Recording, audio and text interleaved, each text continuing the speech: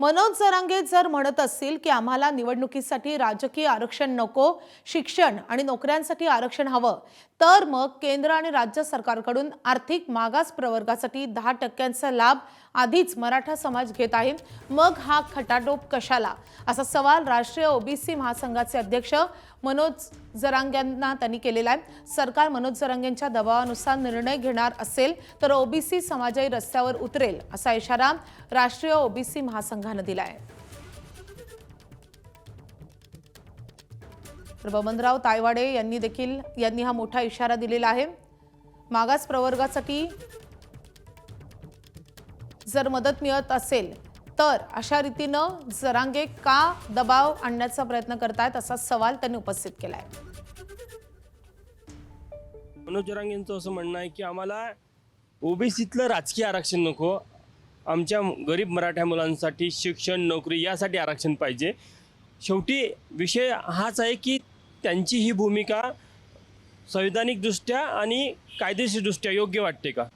नाही, जर त्यांचं असं म्हणणं असेल की बा त्यांना राजकीय आरक्षण नको,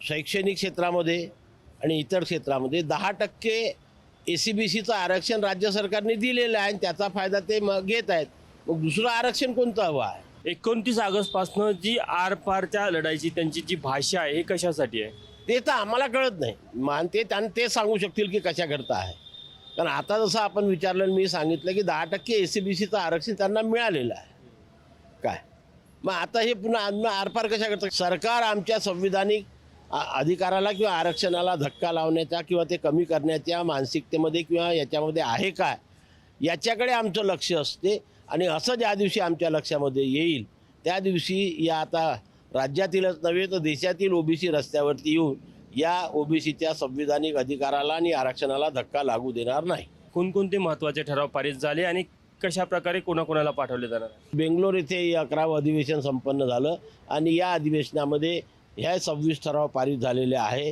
ह्या ठराव आपण लोकसभेमध्ये किंवा राज्यसभेमध्ये मांडून किंवा प्रत्यक्ष मंत्र्यांना भेटून त्या समस्या, ओबीसी समाजाच्या समस्या, राष्ट्रीय स्तरावरील समस्या सोडविण्यात आपण मदत करावी आणि त्या सोडवून ओबीसी समाजाला न्याय मिळवून द्यावा, अशा प्रकारची विनंती आम्ही प्रत्येक खासदाराला करत असतो। पहिला ठराव कोणाला पाठवतो तुम्ही?